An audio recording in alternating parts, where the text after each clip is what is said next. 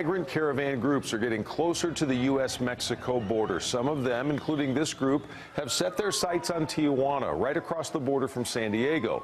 All in preparation for their arrival, troops started shutting down lanes at border crossings tonight. Members of the United States military have been hard at work for days, preparing along the Texas border as well. Ken Molestina joining us live tonight in Donna after spending all day today in Brownsville. Ken? Yeah, Doug, this is the Donna base camp. Essentially, this is headquarters for all of the operations for U.S. troops down here in the Rio Grande Valley. And you can see right over my shoulder, these are troops that are returning back to camp from their assignments earlier today. As you mentioned earlier today, we were about an hour away from here in nearby Brownsville. We were with the troops as they continued to their work to shore up the border. This is what the work looks like in Brownsville for Army engineering units. They've been spending their time stretching razor wire for miles based on recommendations from U.S. Customs and Border Protection. Ready? Up. For us, it's great to be able to come and apply some of the engineer skills and capabilities that we have in support of a fellow governmental agencies. The orders from the Pentagon will keep them here up to December 15th. President Trump has said as many as 15,000 troops could be sent to the border from Texas to California. For now, 1,300 of them are here in the Rio Grande Valley, and they'll likely spend Thanksgiving here. Try to time down on that. I signed up for this, and you know that going in that you're going to miss holidays or anniversaries or birthdays. Military officials say they will not be enforcing immigration laws or engaging with migrants trying to cross illegally. Their work at this point is strictly to help provide infrastructure support like building barriers.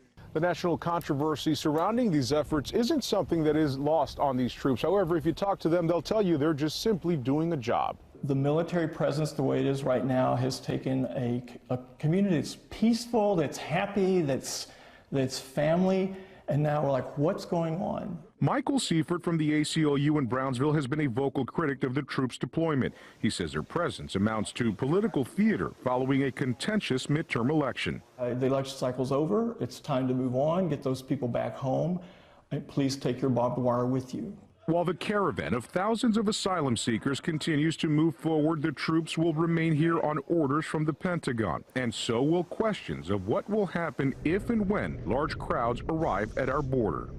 I don't understand why they need to be here for this long. So once again, Army officials telling me tonight that they will stay in place. They have no plans right now to leave this area. Of course, just saying at this point, they are not completely convinced that some or a lot of those caravan members will eventually make their way up to this border. So until they know something different, Doug, they're saying they're staying in place. Something else to point out, we confirmed tonight that Defense Secretary General James Mattis will be here tonight visiting the Donna base camp at about 11 o'clock tomorrow morning. That's the very latest out in Donna. We're live tonight. Ken Molestina, CBS 11 News. A military camp in Weslaco is growing. We first told you about the troops moving into a vacated business off Expressway 83 Frontage Road and Milanos Road. It is the old Craig's Furniture location. The military has now fenced in a large portion of the open land next to the building. Lighting systems are now set up along the perimeter. The military says it will be a living area for troops. It's a first-hand account of the situation happening at the Texas-Mexico border. It's where women and children are being detained as they wait to seek asylum in the United States. WNCT's Nicole Newman joins us now to tell us more. Nicole. Ken, local attorney Leah Arnold just returned from volunteering at our border. She says it's an experience she won't soon forget. It really is a place where entire families are locked up. The place that Leah Arnold is talking about is the South Texas Family Residential Center. It's also known as the Dilley Detention Center. It is in Dilley, Texas, which is about an hour north of the actual border. Arnold, an attorney in Greenville, spent the past week at the center on a strictly volunteer basis. It was part of the Dilley Pro Bono project. Because it's such a small town and it's so remote, they have a very difficult time accessing legal services for mothers who are detained in that facility. It was still very striking to walk in to a jail facility with all of that security and see little children running around. Every mother that we talked to was fleeing for her life or for her child's life. There is a lot of violence against women, a lot of violence against children, and a lot of police and government complicity. Any mother would relate to most of the stories I was hearing about the desperation, what it is that they're running from. Arnold wasn't able to go into great details about the story she was hearing due to the sensitivity of the cases, but she did share some of the women she talked to were gang raped and had threats made against their children, some who were just toddlers. Arnold says these factors are what led them to seek asylum in the United States, coming from Honduras, Guatemala, and San Salvador. These are people, these are human beings. They are fleeing violence, they're fleeing crime. They want the exact same things that most of us want out of life. Arnold said she is already planning to go back as soon as she accumulates enough vacation days. Nicole Newman, 9 on your side. Nicole, thank you. Could President Trump's insistence on funding the border wall implode any chance of compromise on a budget across party lines? Or is the president ready to play ball? Joining us now from both sides of the aisle, Senior Vice President for the Committee for a Responsible Federal Budget, Mark Goldwein, who served on the National Commission of Fiscal Responsibility under President Obama. And we're also joined by the Heritage Foundation's Romina Bacha, a leading fiscal and economic expert. She often advises members of Congress on fiscal policy issues. Romina, I'm going to start with you. How ironclad, you're familiar with the president's thinking, is the president's promise that he won't accept a budget that doesn't have border wall funding? Well, I think arguably the president's hand was strongest to use this as a leverage point before the election and before about 80% of the budget was enacted into law. Defense, labor, HHS, those bills have already been taken care of. So any government shutdown now would be at best partial and very likely people wouldn't even notice it. So I don't think we'll see a partial government shutdown. What I could imagine is potentially punting until next year to give the next Congress an ability to shape those spending bills. That could look like another continuing resolution getting us into maybe January or February. Mark, right after the House flipped to Democrat control last week after the midterms, the president actually opened the door a crack when asked whether he would insist on wall funding in exchange for, signing legislation to finance several key government agencies. He said not necessarily, and the president's been known to surprise.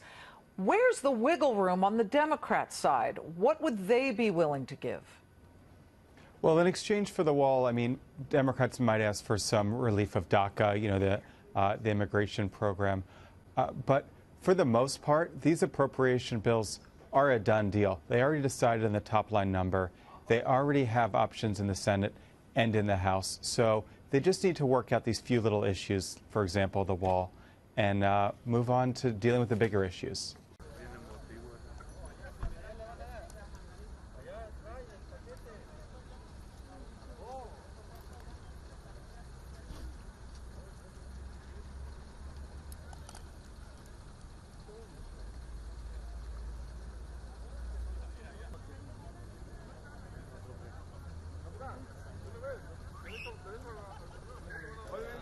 Mujeres, 14 mujeres, mujeres. Venga por la fila, por favor, ¿verdad?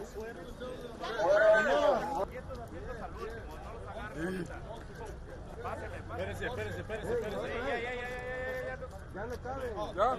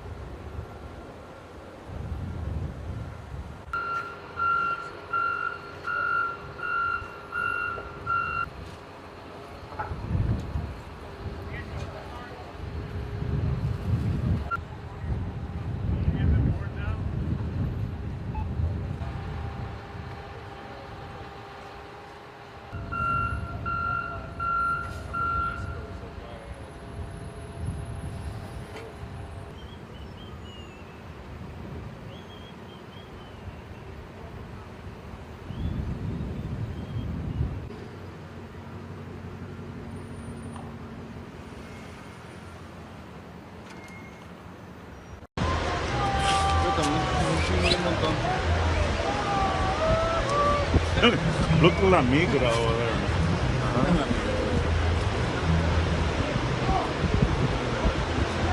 Thousands of Central American migrants are still on the move. The first wave now reaching Tijuana at the California border, while other groups are heading towards southern Texas border. But the groups aren't going unnoticed as the U.S. military continues to track every move.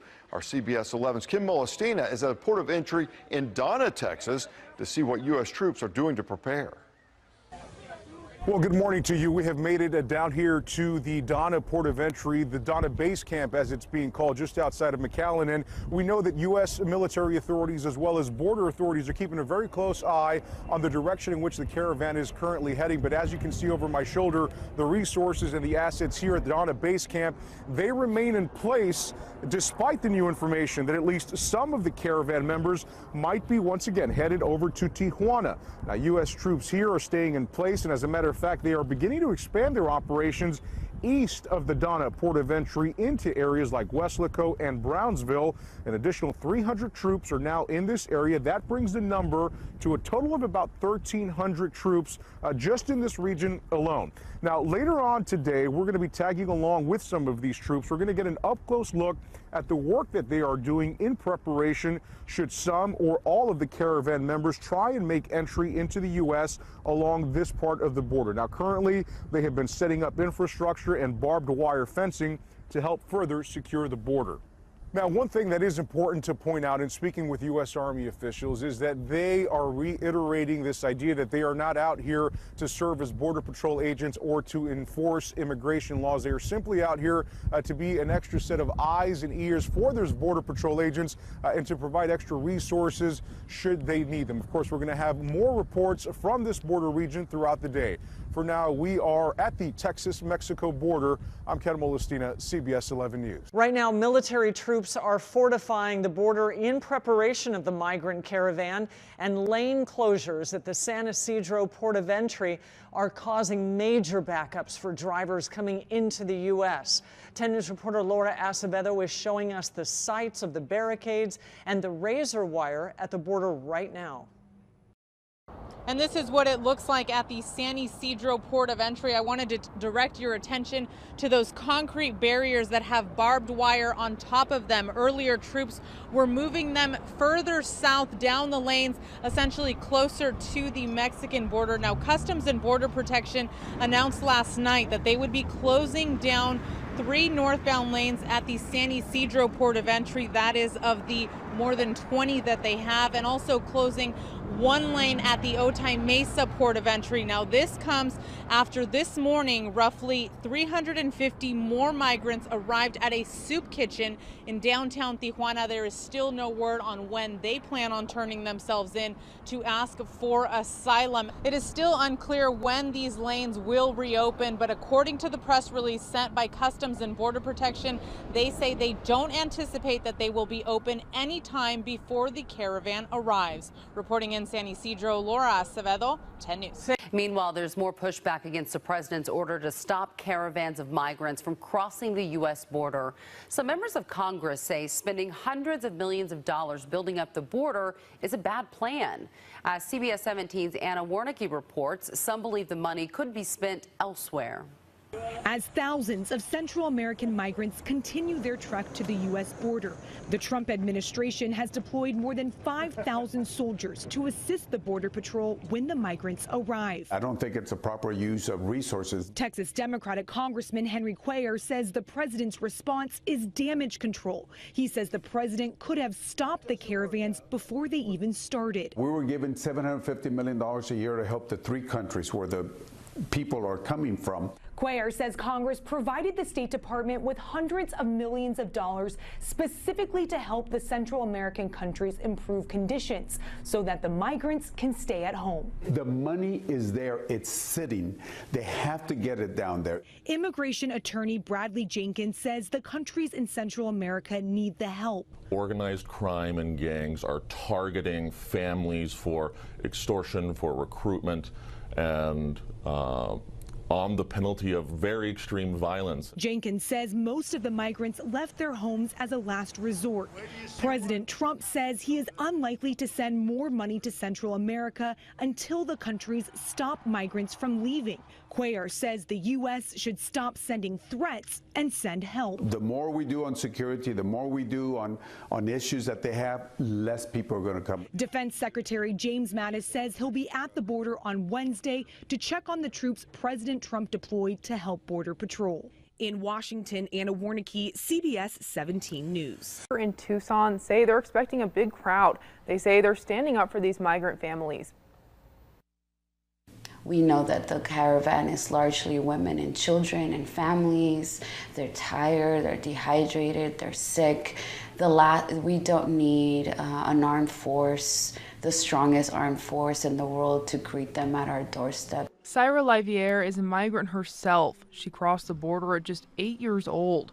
She's now a U.S. citizen, and she's the director of the Tucson nonprofit People's Defense Initiative. As a migrant, I have spent a lot of my time trying to convince people that I'm a human and that I deserve to live free and safe. They've organized a peaceful protest to show solidarity. Tucson Anti-War Committee member Jim Byrne says they want to send a message to the government. We would want the troops to get off the border and the United States to proceed with accepting the caravan and its members as refugees and work through a legal process of pursuing asylum for them. While many on the opposing side say the caravan should not be allowed in the U.S., Byrne says they deserve to be here. It's the conditions that they're leaving. It's not just that they just can't find a job. By the time they get here, I don't think there's going to be that many people that we couldn't bring in. We routinely bring in tens of thousands of refugees from other parts of the world. Why is it we have a problem with this set? Just days ago, President Trump wrote in a proclamation addressing the migration that the continuing and threatened mass migration of aliens with no basis for admission into the U.S. has precipitated a crisis and undermines the integrity of our borders. Do you think these people are going to move into your house? They're going to be a drain? Now to a story you'll only see on 4. A man says he ended up in the hospital because he was expressing his political beliefs leading up to last week's election. A man says he was assaulted downtown while urging people to vote Republican while wearing a Make America Great Again hat. News 4 Tucson's Allie Potter has more. Jonathan Sparks is passionate about his political beliefs, but he says those beliefs were attacked right here on Saturday night. And oh, was it painful. My ankle was just hanging there. As Sparks was walking downtown, a man attacked him from behind. I felt a very strong grasp on my hat, and it pulled me back and grabbed a lot of hair. The assailant had jumped onto my ankle from behind, and so I not knowing yet that my ankle was broken into 4 pieces, turned around to grab and take the hat back, and my hands latched onto the hat. They both fell to the ground. I heard the words Hitler and Nazi and Trump, and he was shouting things like that. And then he came over top of me, and he just over and over again, he hit me. People nearby ran over and pulled the attacker off Sparks and held him until police arrived. Tucson police say he was arrested for assault. I was making a statement that I personally believe that Donald Trump is a fantastic president of the United States, and I think intolerance to those ideologies was the flame. Sparks says he feels things would be different if he was carrying an anti-Trump sign. Or a rainbow sign, right. Or I was a black guy, which I think there would be a sea of reporters here. Sparks is now recovering from surgery after spending 20 hours in the hospital. He's had a lot of time to think about the assault. I was attacked with a vengeance by an evil man, but you know what I learned? You know what God taught me through the whole thing? How wonderful Tucson is. Because there are people that I think pulled him off. There are paramedics that stayed with me. There is a police officer that protected me. Reporting from downtown Tucson, Allie Potter, News 4 Tucson. More than 1,000 U.S. troops are on the U.S.-Mexico border preparing for the possible arrival of a migrant caravan. Our Ken Molestina has spent his day embedded with those troops, and we're going to get to hear more from him tonight at 10. But just before he lost access to technology, he filed this report. Well, you know, our original embed assignment with the troops took us to the Donna port of entry just outside of McAllen, but at the last hour, U.S. Army officials redirected us here to the Brownsville Matamoros port of entry. This is about an hour away from Donna. Now, the significance behind all of this is that this is now the area where the troops have expanded their efforts into. They're going to be working here all day, and this is where we will be spending time embedded with the troops throughout the day today. There are engineering units that continue to set up concertina wire and other barriers in these parts, and this has now once again become a major spot of interest for both U.S. troops and immigration authorities. All of this is being done while they continue to keep a very watchful eye on the direction of the migrant caravan and where they are headed. Now, we do know that at least a portion of them will be trekking towards the Tijuana area in Southern California, but now with talks of new caravans merging and others in that group still wanting to head due north, officials here say they are not only staying put, but they are expanding here in the Rio Grande Valley. The current order for the troops down here keeps them in place here till about December 15th. There are 1,300 troops now spread out throughout the Rio Grande Valley. Of course, President Trump has said that he will deploy up to 15,000 troops if he feels that they are needed in this area. We're going to be spending the day with several of these troops out here in the Brownsville area, and we will have an updated report for you tonight at 10 o'clock right here on CBS 11. For now, we're in Brownsville. Ken Molestina, CBS 11 News. And Ken remains embedded with the troops right now. Like he mentioned, we're going to get a full look at his day on the border tonight at 10, and you can continue to catch his reporting at the border through tomorrow right here on CBS 11. Now, military troops are closing off some northbound lanes at the San Ysidro and the Otay Mesa ports of entry. This as they prepare for the migrant caravan to make its way to the U.S.-Mexico border. 10 News reporter Mimi Alcala is live for us in San Ysidro this morning. Mimi, these closures are worrying drivers. They could cause some real issues. Yeah, that's something CBP is warning all drivers traveling northbound into the United States from Mexico is to expect extra wait times. 3 lanes have been blocked off on the opposite side of what you're looking at right now, according to CBP. And right now, if you look right down there, troops are down there working on putting together even more barricades, topping them off with razor wire. People come across the border every day, so it's going to affect everyone. The first time that I see trucks and for them trying to make the safety barricades, you know, so that people that don't come across the U.S. Francisco Navarrete lives in the U.S. but crosses into Mexico 2 or 3 times a week. This is the first time, though, he's seeing this. Military personnel coming into the area, securing and blocking off at least 3 northbound vehicle lanes at the San Ysidro port of entry and 1 in Otay Mesa. This is at the request of Customs and Border Protection, which asked for barricades, fencing, and razor wire to be installed as part of Operation Secure Line in preparation for the migrant caravan and potential safety and security risks that could come with it. Thousands of migrants are fleeing Central America, hoping to seek asylum here in the United States. About 85 people already broke away from the main group and are currently in Tijuana. They say they were facing discrimination for being members of the LGBTQ community. And in the last couple of hours, 10 News has actually learned a larger group of migrants is expected to show up in Tijuana sometime today. So right now it is unclear when the lanes here will reopen, but CBP says it will provide updates when all the materials are removed and the lanes are no longer blocked. Of course, this is something we will continue to keep a close eye on and continue to keep you updated with as we learn more and see more here today. For now, we're live in San Ysidro. Mimi Alcala, 10 News. Well, the migrant caravan is fake. You've been watching CNN, so you know that. Look at this graphic, quote, invasion, unquote, then the word myth on the screen. It's a myth, a pernicious one, too. Is it actually a myth? Well, filmmaker Ami Horowitz decided to find out himself. He went to Mexico looking for this fake caravan. He found a real caravan, and he filmed it. Here's part of what he found.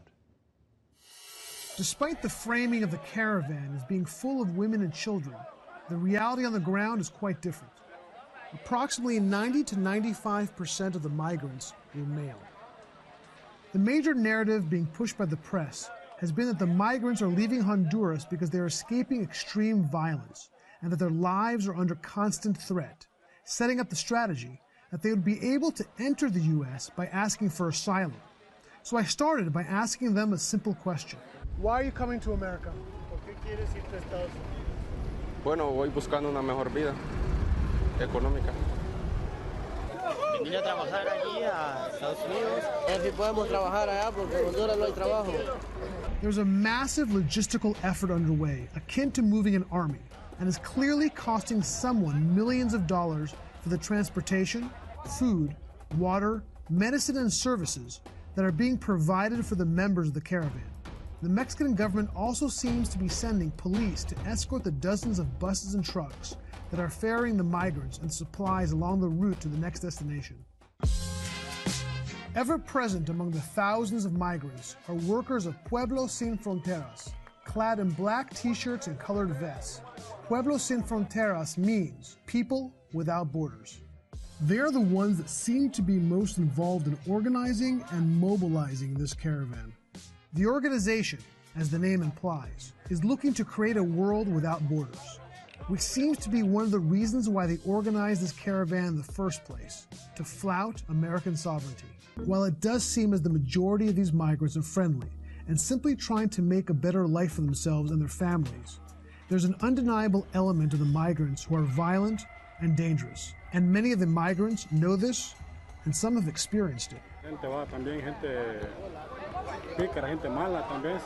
el viaje hemos recibido agresiones verbales, físicas.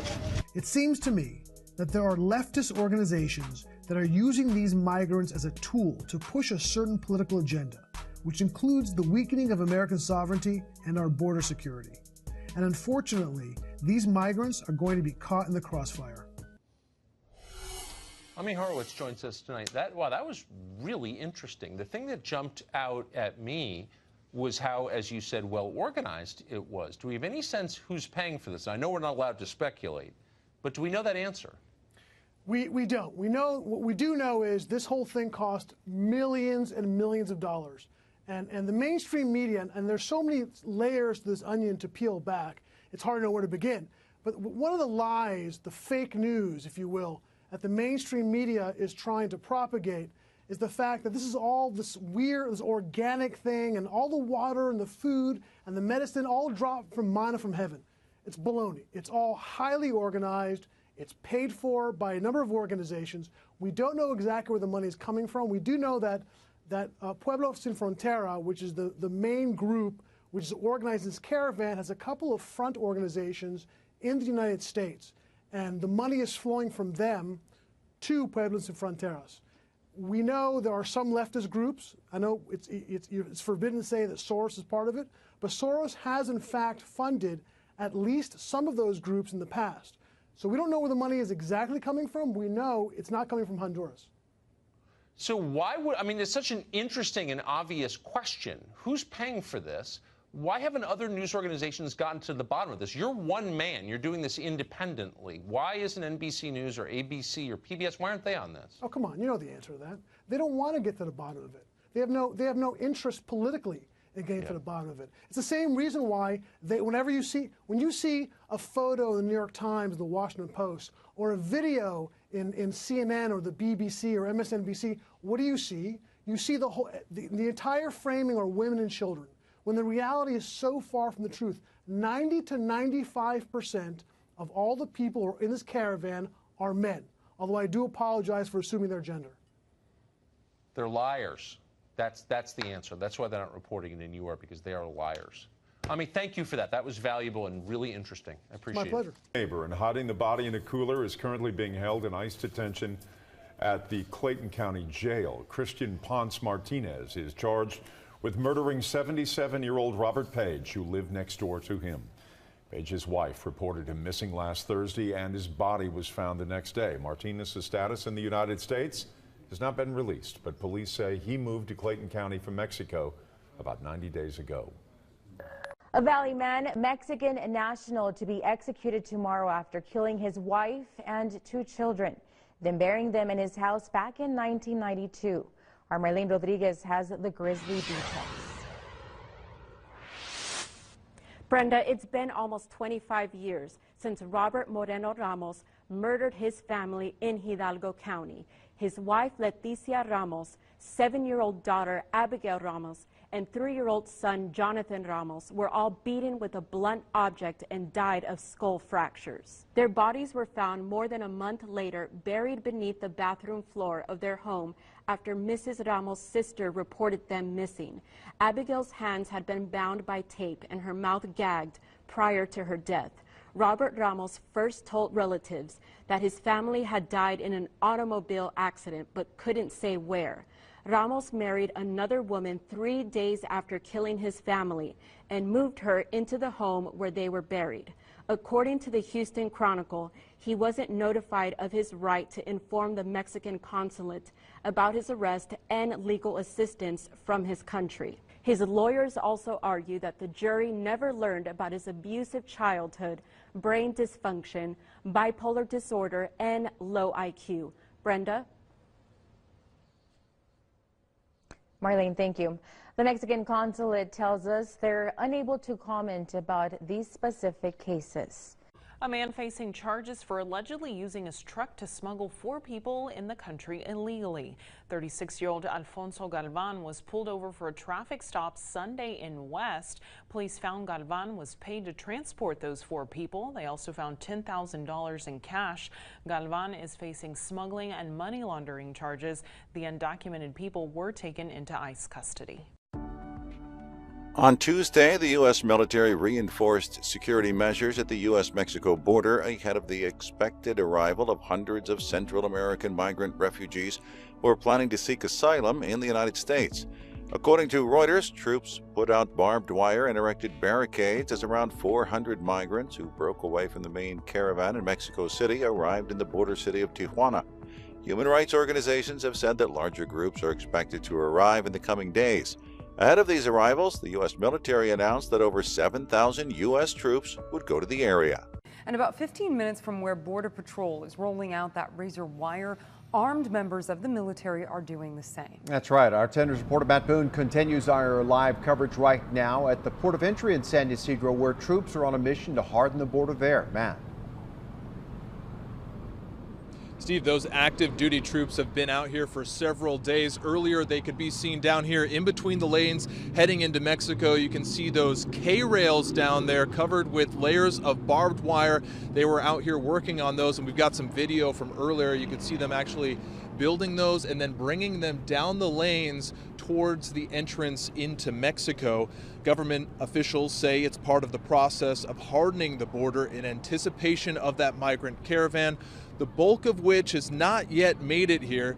The active duty troops include Marines from Camp Pendleton. There are expected to be more than 1,000 active duty troops deployed to the border here in California and about 7,000 across the entire southern border of the U.S.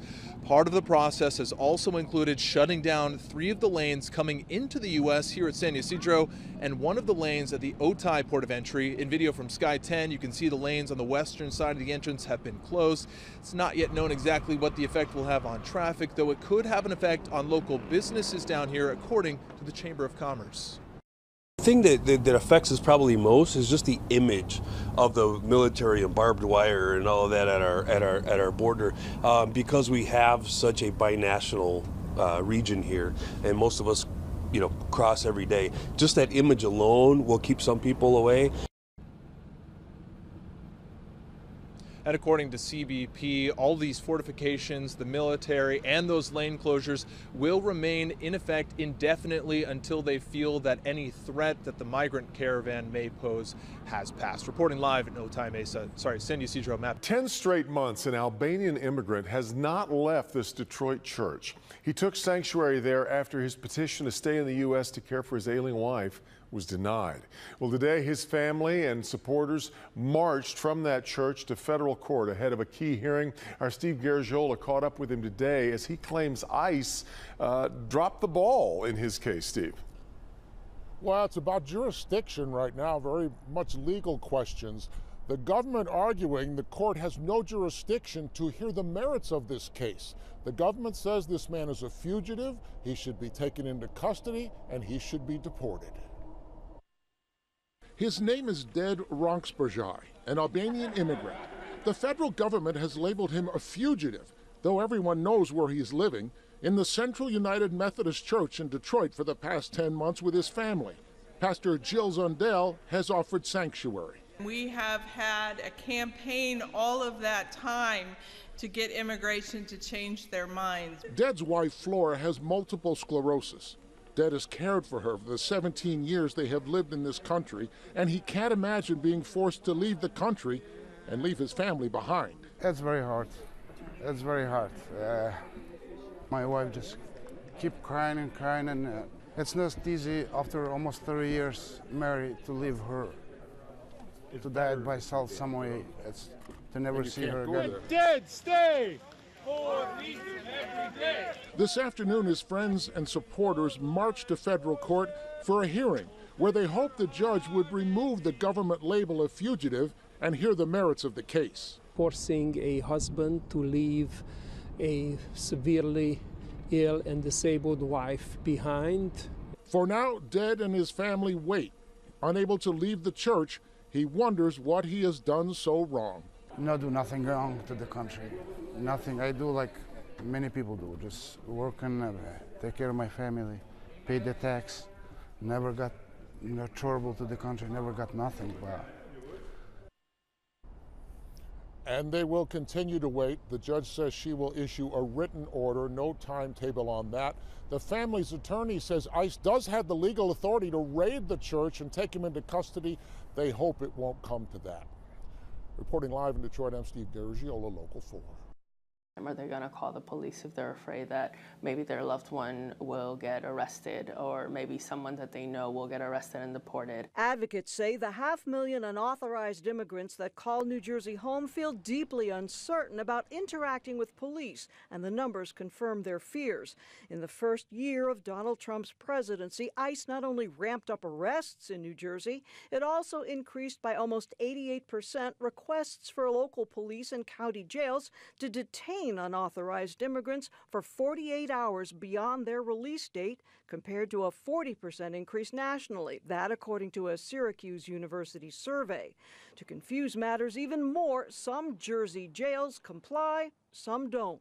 These detainers and a lot of the requests that ICE put together are not federally required, are not legally required, they're all voluntary. It creates this very inconsistent way of how law enforcement interact with ICE, right? And so that means that you could be living in one part of the state and have a completely different experience in another part of the state. Police departments also have a lot of leeway in determining when, where, and how they question individuals they suspect might be undocumented under a state attorney general directive issued 11 years ago.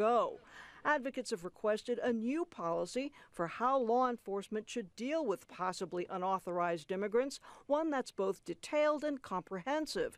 New Jersey's Attorney General says it's in the works. We'll be issuing a new revised directive to give our county prosecutors and state law enforcement better guidance on what their role is and isn't when it comes to the enforcement of federal civil immigration law. It's a collaborative effort among stakeholders that we have law enforcement at the table in drafting this new directive.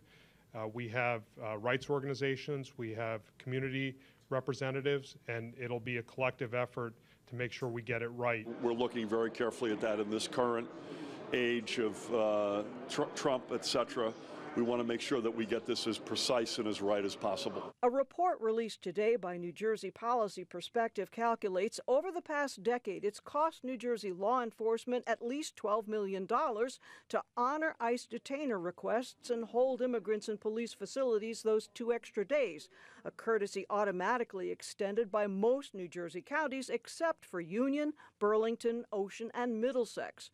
But ICE argues it's a matter of public safety and points to cases like Luis Perez, an unauthorized immigrant recently accused of murdering 3 people in Missouri after Middlesex County refused to honor a detainer request from ICE and released him several months earlier. this tragedy might have been avoided had it not been for the reckless policy required of the Middlesex County Jail by their county officials. The head of Newark's ICE field office said, ICE knows what they're doing by putting out that story and peddling the worst possible cases out there. They do this all the time, and they've been targeting Middlesex because Middlesex put out a policy that limited their relationship. And it's important for our governor and our attorney general to push back on that narrative because we know it's not true. The attorney general said he expects to unveil a new directive in 2 to 3 weeks. I'm Brenda Flanagan, NJTV News. Nearly 100 migrants traveling with a Central American caravan are now in Tijuana. Thousands of others making the journey from Mexico City north to the border. And tonight we're learning more about what they have experienced over the past few weeks. Channel 5's Valerie Gonzalez spoke to a former colleague who's now documenting the journey. And her name is Gabriela Trevino. She shared some of their stories with us. Hunger, long walks, and unexpected events is reducing the number of people traveling to the U.S. We worked with Gabriela Trevino, a former newspaper reporter and documentary filmmaking student in Mexico City, to bring you stories of the migrant journey. Crowds filled the streets of Mexico City last week as the migrants began to arrive. Many say they were driven out of their own countries by one reason.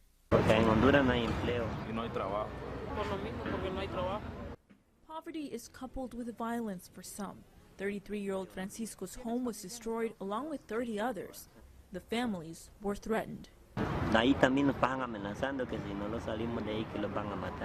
Francisco is a father of 4. He couldn't bring his family. Many had to make that choice, like Amita, an underweight mother. 31-year-old Amita says she had to leave her teen daughter behind. Quedó el pie inválida, el brazo y el cerebro. Ella me convulsiona también cuando el sol así, por eso no la trajo. She anticipated the difficult journey, which proved to be dangerous, especially at the southern Mexican border. In spite of family objections, 22-year-old Cristian joined the march north. He knows Mexico has its share of violence. Bueno, eso casualmente es en todo México, no es solo en la frontera. Es arriesgado bastante, pero hay que hacer la lucha porque no nos podemos quedar estancados en un lugar. Thousands chose to stay in Mexico. Others had no choice. Mi esposa lava ajeno y no puede ir a lavar porque pasa muy enferma. Dolor de cabeza, vómito y calentura y todo eso. Entonces no puede. Entonces me dijo, mejor regresa, temor, me dijo que no. Francisco signed his deportation papers that same day. He will return to Honduras. His wife is pregnant with a 5th child. Gabriela Trevino is a U.S. citizen and former journalist who lives and studies in Mexico City. Trevino is studying to be a documentarian. As we said earlier, she helped us with this report, conducting interviews with the migrants in Mexico City. In the studio, Valerie Gonzalez, Channel 5 News. Fight to keep our border safe dominates the headlines. But that border extends beyond the coastline. Territorial waters reach well into the Gulf of Mexico. Tonight, Eyewitness News military reporter Luke Simons gets rare access from the U.S. Coast Guard to see how they protect our border over open water.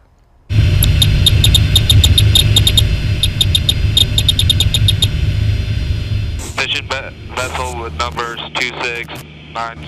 This is a U.S. Coast Guard aircraft 2313. Stop your vessel. The tide has turned with illegal activity spotted from a Coast Guard aircraft 10 miles north of the United States-Mexico border. You're fishing in U.S. waters. You're in violation of U.S. law. A Coast Guard HC-144 is in hot pursuit of a lancha, a small boat known for transporting illegal narcotics and fishing illegally in the United States exclusive economic zone. They know where they are. They know where they're not supposed to be. The job of this crew? Keep that illegal activity in sight and relay the information to command in Corpus Christi. 213, can you guys tell that the vessel is a lancha, verified lancha? That's affirmative. Vessel pass is a verified lancha. Over. To make it beneficial and profitable to fish illegally outside of the territorial waters, as well as to run illicit drugs or do any kind of smuggling, to do that risk, they need to have the payoff. The Gulf of Mexico provides the United States food, energy, jobs, and recreation. This year, more than 1 billion pounds of fish and shellfish will be caught legally, bringing in even more revenue for Gulf Coast states. More than 150,000 jobs exist in the Gulf, and illegal activity like this can hurt the entire U.S. I think that most people's perception of the Coast Guard, it comes from the movie The Guardian, where a lot of what we do in that particular movie is search and rescue. But that's just a small fraction of what we do. The Coast Guard has 11 statutory missions. Down here in South Texas, primarily we focus on law enforcement, enforcing laws and treaties, and search and rescue. We are on board an HC-144. It has a crew of 6, and this is basically the Coast Guard's eyes above the water all the way to the border. It's easy for us to be at 5,000 feet and see something 10 miles away, especially with the camera capabilities that we have. They got a bird's eye view of everything, so they're able to let us know where everything's at. From Coast Guard Station South Padre Island, a 33-foot special purpose craft and crew are called to intercept the illegal fishermen. We're open 24 hours a day. Our border goes out to 200 nautical miles from shore, so it's a vast, vast area. But yeah, day to day, I mean, it's extremely difficult out there. Shrimp boats, barges, and many other vessels in the Gulf all get a look. Oh yeah, there's a launcher out there. Most are following the laws, but others are looking to fish illegally, smuggle in narcotics or people. The Coast Guard crew has to be ready, no matter when or what the incident might be. It's very challenging, very, very challenging. With being offshore like that, it's a very dynamic environment. With the Mexican launches in particular, they use them for not only for breaking U.S. fishing laws, but they also use them for smuggling immigrants and also narcotics as well. And going, it's like the Energizer. An illegal fishing net like this one can bring in hundreds of pounds of fish. Just last month, the Coast Guard stopped a lancha with a net nearly 1 mile long. In that net, 139 sharks and more than 400 other fish, all taken illegally. I couldn't be more proud of these guys. I mean, we've had 60 of these launches since October 1st that we've gotten. Some people might throw their hands up, but my crew's willing to go out there and just keep on doing it. And whether it's illegal fishing, smuggling of narcotics or people, the Coast Guard's motto, Semper Paratus, always ready, rings true along the border. Reporting with the Coast Guard near the U.S.-Mexico border, Luke Simons, KENS 5 Eyewitness News. So how much are you spending on seafood from the Gulf? Tomorrow at 6 a.m. on KENS 5 Eyewitness News, we're showing how much illegal fishing can raise those prices, plus how important it is to have the Coast Guard protecting our borders. Soldiers from Fort Hood are on the ground at the border. They are supporting border protection operations over in Donna and in Weslaco. Now, the troops are delivering fuel and providing water, showers, laundry, and vehicle repairs. They're also setting up a supply area for food, vehicle parts, and other general supplies that are going to be passed out as needed throughout the area. Former State Senator John Woods making a bold plea to the president in hopes of getting his prison sentence shortened or suspended. Woods is serving 18 years at the Federal Medical Center in Fort Worth in Texas for fraud charges stemming from a kickback scheme. Woods sent a letter to President Donald Trump volunteering himself and 79 other prisoners to build the border wall at the U.S.-Mexico border. Woods says he appreciates the president's strong stance on border security. In the letter, he states, "Since we are located in a border state, the logistics of this endeavor would be minimal. Mobile housing or FEMA trailers would be adequate living conditions for us at this work site. Prisoners are a willing and untapped workforce." U.S. law enforcement officials are training Mexican government agencies to combat organized crime. Starting today, Mexican law enforcement will receive a 3-day border security training, focusing on areas officers have identified they need to strengthen on. It enhances investigative techniques such as fraudulent documents, investigating crime scenes, and also something to deal with the medical, providing medical in the field. So it has nothing to do with Caravan. Officials say the training aims to build a better working relationship between local and federal law enforcement agencies to make both the U.S. and Mexico safe. New at 6, federal, state, and local law enforcement are teaming up with their Mexican counterparts to take part in a 3-day border security training. Bill Barajas traveled to McAllen, and as he explains, the operation includes helping law enforcement south of the border with investigative tools to combat criminal organizations. It's a 3-day training event. The focus: crime scene evidence processing, adult death identification, and first aid. It also helps when it comes to building a relationship with our neighbors just across the river. I thank you for standing on the side of law and order and against the forces of chaos. The room was full, U.S. and Mexican law enforcement on the same page. It was a forum for sharing experiences and law enforcement techniques. The panel included the FBI, Border Patrol, State Department, local police departments, and Sheriff's Office. Listening carefully, members of Mexican law enforcement eager to learn and build relationships. A prime example of how this training benefits our counterparts, they were involved in a gun battle with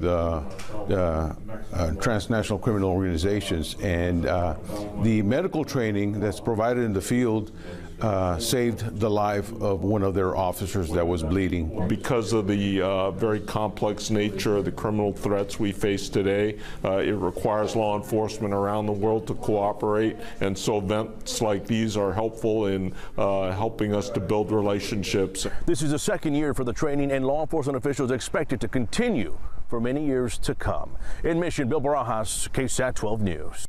A 3-day multi-agency training for U.S. and Mexico border security is underway today. The Department of Homeland Security, FBI, Texas DPS, Border Patrol, Hidalgo County Sheriffs, and McAllen Police will meet with Mexico law enforcement for the next 3 days to strengthen relationships between local and federal agencies on both sides of the border. This will be the second year of the training. Border Patrol Assistant Chief Javier Rodriguez tells us their counterparts have already seen great success from what they picked up last year. They were involved in a gun battle with transnational criminal organizations, and the medical training that's provided in the field saved the life of one of their officers that was bleeding. The training will focus on medical applications out in the field, investigating crime scenes, and detecting fraudulent documents like passports and IDs. U.S. officials say the better Mexico's law enforcement is, the safer our borders will be. With reports that the first group of migrants from the Caravan has reached Tijuana, U.S. Customs and Border Protection has stepped up security, closing 3 northbound vehicle lanes in San Ysidro and 1 lane in Otay Mesa. The agency says it's in, quote, preparation for the migrant caravan and the potential safety and security risk that it could cause. Capabilities the military had to harden the border. In an earlier press conference, CBP Chief Patrol Agent Rodney Scott warned migrants about illegally crossing. The job of the United States Border Patrol is to make sure that nobody comes into our home, into this nation, without coming through the front door. And we don't discriminate. Anybody that jumps the border fence, that crosses between the ports of entry, will be arrested and they will be prosecuted to the full extent of the law. That includes this group. CBP says they don't know when the lanes will reopen and warn people traveling north of increased wait times because of the closures. In the meantime, military troops deployed along the border will be working to install concertina wire to harden the border. We're helping to harden the border. So we're taking military engineers and helping to control access to the ports and deter access between the ports. We're providing medical support to take care of both military troops and CBP personnel. They plan to be on the border until mid-December and stress they will not be enforcing immigration law. Additional CBP agents are also on standby if they're needed. Priya Sridhar, KPBS News.